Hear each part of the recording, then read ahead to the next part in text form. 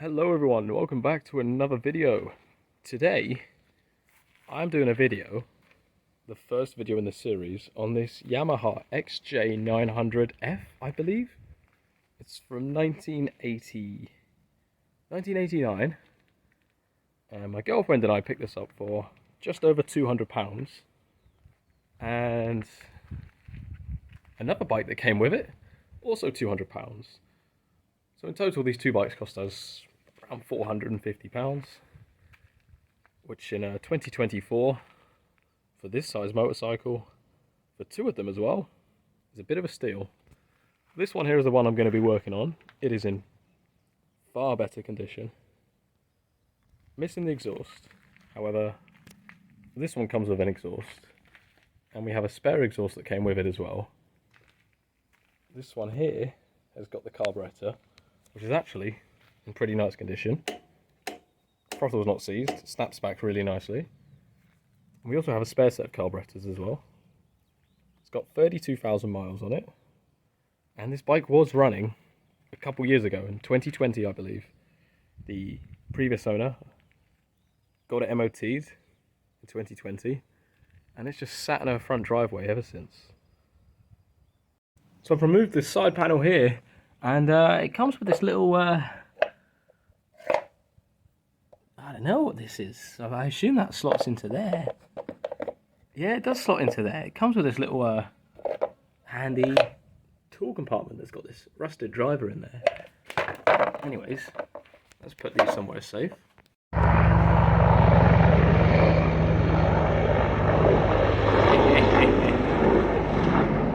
Awesome.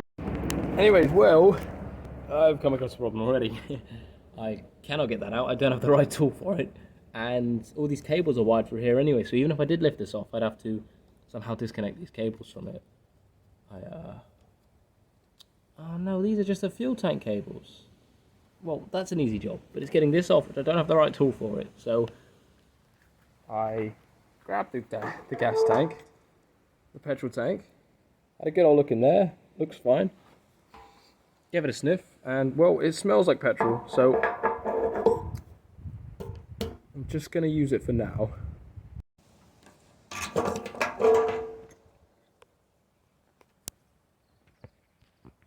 don't know if you can see the fluid in there, just in the corner. It's yellow in colour, which means it's petrol that's sat around for a while. But the good thing is that it's yellow, which means it's petrol, not water. With great annoyance, I was able to remove the battery. As you can see, the positive terminal is accessible here, but the negative terminal was tucked underneath the fuel tank. So removing this fuel tank would be amazing. I just can't do it now. There we go. We got some clock reading there. We got a time. I think that's on the on. Oh, there we go. Whoa, there's a light. So even when it's off, that still remains on. I think I've wired it up wrong. There we go. Neutral light's on. That light's on. Is that the indicator? Yeah, that's the indicator. That one works incredibly slowly. That one just stays on. Okay, indicator light works. Parking light, so lights on, lights off. That's parking light. They're on now. Let's have a look at the back. Yeah, brake light's on. What the hell? And the front light's on. You're kidding me. Hang on. High beam. I can see something changing there, but I think the high beam's just switching it off. Pass light. Yeah, no, I think the high beam's gone on here. Let's check the horn. Okay, the horn works.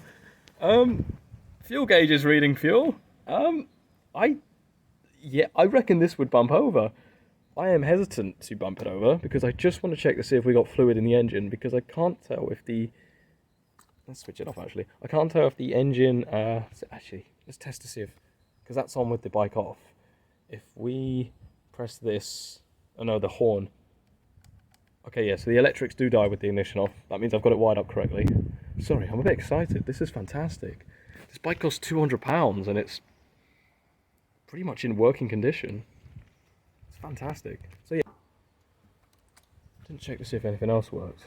So high beam. Yeah, the indicator, you can just about see it. Comes on and off there. Really bad. The oil pressure light, I can't tell if that's on or not.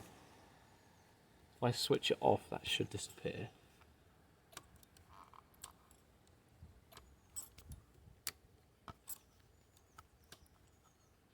That is a shame. The oil pressure light is not illuminating, so I wouldn't be able to tell if this thing has oil or not. So,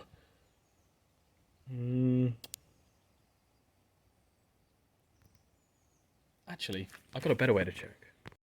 Well, I sort of did something off camera a bit, so I went up to the bike and I thought, well, let's just see if the starter motor bumps over slowly. And so I pressed the starter button, right? And there was this popping sound here. It just went, and the entire electrics just sort of died. So I took off the wires, I put them back again. The electrics have seemingly come back. They're a little stronger. Yeah, the horn sounds stronger because I've just switched over. There was a wire here, this black wire here, that was led to the negative, and I've put it back on the positive because it came from the positive lead, so I assume it goes to the positive. But it was actually leading to negative. It's misleading because the cable's black. You'd think the black one would go here, but I don't think that was the case. I think that's what's just caused the pop. Because the system now sounds a little louder, I've got a feeling that the electrics are properly wired up now. There we are. Yeah, the pass light's coming on now fully. The indicator should be a little stronger. Well, that one works. No, this one just stays on. I think both the bulbs are out.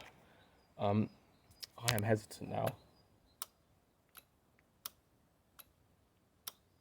to run the bike.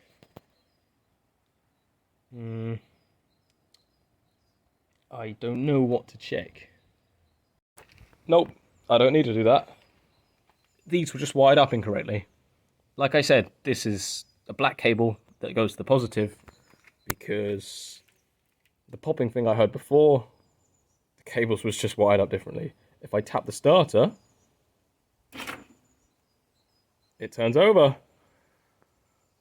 Whew, okay, that was a really brief starter motor turn. So what I'm going to do is switch the bike off, disconnect these, and I'm going to check this for oil. If I've got oil, I might turn the carburetor to prime, get some spray in through the air intake, see if she fires. Well, currently I'm hesitant to ride the bike because it has no exhaust and because I cannot check here to see if there's any oil in the bike. You can just see my reflection. It's really bad. It's really fogged up in there. Now, I can see a little bubble at the top there. So I assume that's oil. But what I really want is for someone to be next to me. I hop on the bike and I move it from side to side to see if that changes. It's just me here though, so I'm stuck, considering if that's oil or not. And the last thing I want to do is run this with no oil. I don't know if you can see that, but I bumped the motor over a few times, and that definitely looks like we've got oil in there.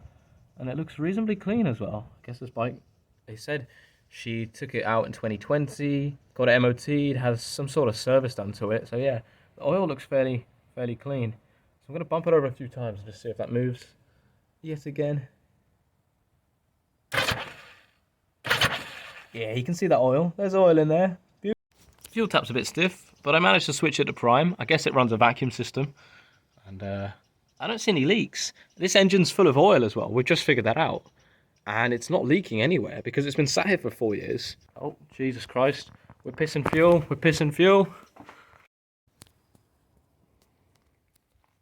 Well, there's some fuel in the carburetor. I think maybe there was too much. The prime was just spitting it out. So, well, might as well see if it fires. Whoa. Whoa. Holy shit. Did you hear that? Was that coming out the headers? Definitely. Whoa. Jesus Christ, well, she wants to fire. You can hear it with that bubble sounding open exhaust. Now, I'm not going to cause any more damage to the bike. I don't want to. We do have a spare exhaust right here. So I might try the fidgety job of fitting this temporarily, just to reduce the noise, and see if she fires. This is crude. This is really crude, I know. So the exhaust is fitted. I just have one issue I would just like to address. The flanges here, okay, right, they come up here. They were hanging off the exhaust anyway, and I can't get them past the frame. I don't know if I'm being silly, but I can't get them past the frame. I'll lift this one up here as well. So I don't know. I can't get them off the exhaust either, because there's this little gasket here, so I can't pull them off the exhaust when the exhaust is off. So how do I fit the flanges? Are they meant to be up at the top dead when they go in? That's really difficult because they always fall down. If someone could give me some advice on how to fit the flanges up here before I fit the exhaust, that would be great. Anyway, well, let's see if she fires up.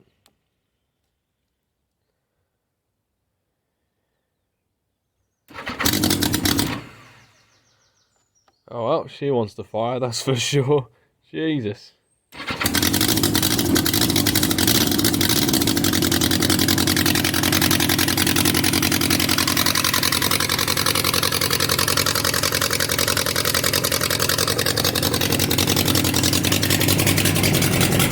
There's something coming out.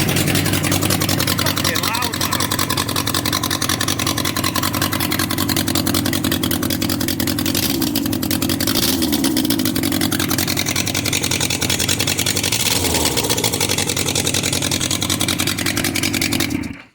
Jesus. Well, it fucking runs, that's for sure.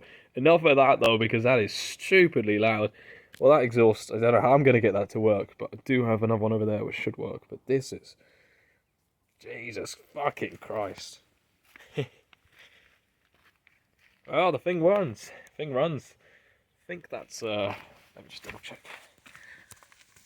How many cylinders is that? So that's hot.